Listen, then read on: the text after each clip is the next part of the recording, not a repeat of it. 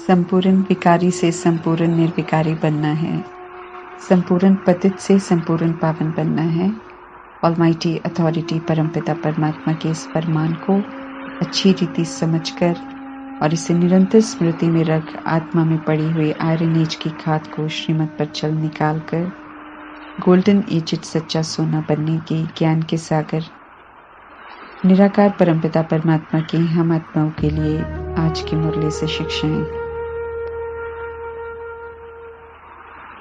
अव्यक्त बाप दादा समझाते हैं कि दृढ़ता उसको कहते हैं मर जाएं, मिट जाएं, लेकिन संकल्प जो किया है वो न जाए।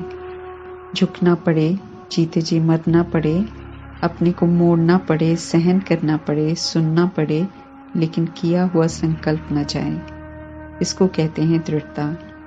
परमात्मा कहते हैं आपकी दृढ़ता को कोई कितना भी हिलाए, दृढ़ता को ढीला नहीं करो, मजबूत करो, अचल बनो। इस दृढ़ता को शक्ति कहते हैं। ये शक्ति सदा साथ हो तो विकारों पर, बुराइयों पर विजय निश्चित है और सफलता गले का हार है। कलयुग कलह कलेश की दुनिया, गम की दुनिया सामने है। इसी दुनिया को देखते हुए दुख तब होता है जब समझ नहीं होती कि ऐसा क्यों हो रहा है और जब समझ नहीं होती कि इसके बाद क्या होगा। परमात्मा का बनने के बाद जब ज्ञान, गुण, शक्तियों और वरदानों की प्राप्ति होती है तो बेगमपुर की बादशाही का अनुभव करने वाले बन जाते हैं। गम की दुनिया में रहते हुए कैसे अपनी कर्मेंद्रियों पर जीत प्राप्त कर खुश रह सकते हैं और गम की परिस्थितियों में अष्ट शक्तियों का प्रयोग कर हम कैसे बेफिक्र रह सकते हैं, ये समझ अभी परमात्मा से मिलती है।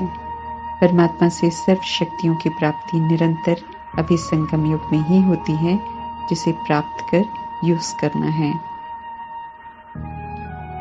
लेकिन साथ साथ परमात्मा संग दोष से सावधान करते हैं, क्योंकि अगर संग का दोष लग जाता है या कर्मेंद्रियों के वशीभूत हो जाते हैं तो परमात्मा से मिली हुई शक्तियां खो जाती हैं।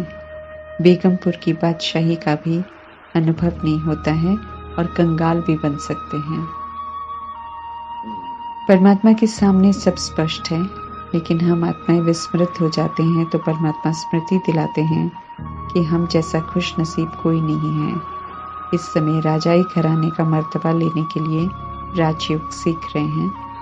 ज्ञान के सागर पतित पावन परमात्मा से ज्ञान सीखकर ज्ञान के संस्कार धारण कर मास्टर ज्ञान के सागर बनते हैं। रूहानी नशा है कि हम भगवान से पढ़ते हैं और जो उनसे सुनते हैं वही फिर सुनाते हैं। इधर उधर से सुनी सुनाई बातें नहीं सुनाते। भक्ति मार्ग में परमात्मा को सर्वव्यापी कहते हैं और साथ में कहते हैं कि दुनिया ब्रदरहुड है। कहने वाले तो कह देते हैं लेकिन अर्थ नहीं समझते हैं। परमात्मा समझाते हैं कि वे परम धाम में रहते हैं, सिर्फ संगम युग में आते हैं ड्रामा में, जब सभी को सुधारना होता है। बाकी वे कण कण में नहीं हैं, इसलिए उन्हें सर्वव्यापी कहना गलत है। दुनिया सारी ब्रदरहुड है, क्योंकि आत्मा रूप में सभी एक जैसे ज्योति बिंदु आत्मा हैं, एक परमात्मा की संतान हैं, एक ही घर की रहने वाली हैं, आपस में भाई भाई हैं। ये समझ भाईचारे की किसी को नहीं है, इसलिए वी आर ब्रदर्स कहते हैं लेकिन समझते नहीं, क्योंकि पिता को नहीं जानते हैं, इसलिए आपस में लड़ते रहते हैं। सन्यासी विद्वान कहते हैं परमात्मा तो हम में और आप में सभी में है। इस विधि से तो सभी फादर हो जाते हैं, जो कि रॉन्ग है। ब्रदर कहने से तो समझ में आ जाता है कि परमात्मा पिता अलग हैं और उनसे ब्रदर्स को वर्षा मिलता है। फादरहुड में तो वर्षे का कोई सवाल ही नहीं उठता है। ज्ञान से सद्गति होती है, अर्थात आत्मा सर्व बंधनों से स्वयं को मुक्त करती है तो जीवन मुक्ति धाम अर्थात सुख धाम का वर्षा प्राप्त करती है। जीवन में रहते हुए कोई बंधन नहीं होता, सभी स्वतंत्र और खुश रहते हैं। संगम युग में आत्म अभिमानी रहना, कर्मेंद्रियों पर राज्य करना सीखते हैं। अभी के संस्कार सतयुग त्रेता युग में स्वतः ही चलते हैं। ऑर्गन्स लेकर टॉकी बन गई हम आत्माओं को सत्य समझाने के लिए निराकार परमात्मा भी परकाया का आधार लेते हैं। समझाते हैं कि मूल वतन हम आत्माओं का ओरिजिनल घर है, जहाँ आत्माएं ज्योति बिंदु स्वरूप में रहती हैं और वहां से ही आती हैं सृष्टि रूपी ड्रामा में। शांतिधाम भी कहलाता है, जहाँ आत्माएं अपनी स्वीट साइलेंस धर्म में स्थित रहती हैं। मूल वतन को निर्वाण धाम भी कहते हैं, क्योंकि वहां आवाज में नहीं आते हैं, बात नहीं करती हैं आत्माएं। मूल वतन को मुक्ति धाम भी कहते हैं, जहाँ आत्माएं ड्रामा के पाठ से मुक्त होकर जाकर विश्राम करती हैं, जब तक उनका पाठ दोबारा इमर्ज नहीं होता। सूक्ष्म वतन ऑफिशियल वतन है। परमात्मा इस वतन को संगम युग में रचते हैं। यहाँ ही संपूर्ण ब्रह्मा, विष्णु और शंकर की पूरी है।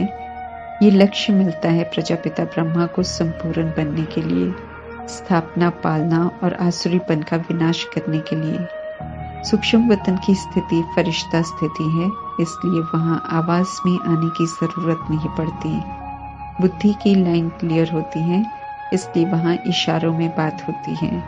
हाईएस्ट अथॉरिटी के इशारों को समझने के लिए अच्छी कैचिंग पावर चाहिए, जो एक्यूरेट योग से प्राप्त होती है। स्थूल वतन है ये दुनिया, जहां हम 5 तत्वों का शरीर लेकर पाठ बजाते हैं। एक बार इस ड्रामा में प्रवेश करते हैं तो निकल नहीं पाते हैं और एक शरीर छोड़ दूसरा लेते रहते हैं। 2500 वर्ष निर्बंधन रहकर फिर द्वापर युग में देह के भान में आते हैं तो भ्रिकुटी के मध्य से दृष्टि हटकर चेहरे की स्थूल कर्मेंद्रियों पर पड़ती है। संगम युग में परमात्मा हम आत्माओं को भ्रिकुटी में देखना सिखाते हैं, आत्म अभिमानी बनाते हैं। शरीर को तो देखते हुए नहीं देखने की समझ देते हैं, सिविल बनाते हैं। इसलिए जब द्वापर में आंखों को, चेहरे को देखते हैं तो आत्मा से दृष्टि हटकर चेहरे पर जाती है, आकर्षण होता है और आत्मा मर्यादा की लकीर से बाहर निकल जाती है। फिर दृष्टि वृत्ति धीरे धीरे दैहिक होनी शुरू होती है और कलयुग तक पहुंचते पहुंचते बिल्कुल भूल जाती है कि वो आत्मा है। शरीर को सब कुछ समझ देह अभिमान और विकारों के अधीन हो जाती है, बंधनीय आत्मा बन जाती है। भक्ति करती है लेकिन मन को शांति नहीं मिलती तो उसे वैराग आता है। परमात्मा को जानने की, उनसे मिलने की चाह उठती है, तब परमात्मा से मिलन होता है। स्वर्ग के रचता परमात्मा की संतान स्वर्ग में थे, लेकिन अब नरक में है, क्योंकि ईश्वरीय मर्यादाओं की लकीर को हमने पार किया और अपने स्वधर्म के विपरीत जाकर नरकवासी बन गए। अभी फिर से हेवनली गॉडफादर सच्ची सत्यनारायण की कथा सुनाकर पुनः श्रेष्ठ बना रहे हैं।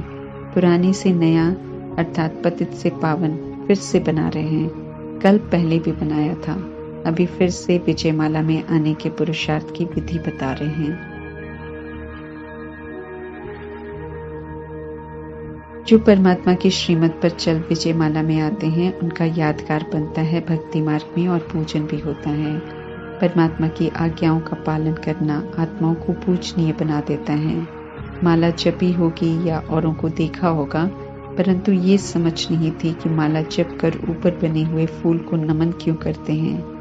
भक्ति में जो सुनते हैं या जो कोई कहता है उसे सुनकर उसी विधि से करना शुरू करते हैं। अर्थ नहीं पूछते, क्योंकि भक्ति में सब कुछ अपनी मनोकामनाएं पूरी करने के लिए करते हैं, फिर चाहे कुछ भी करने को कोई कह दे।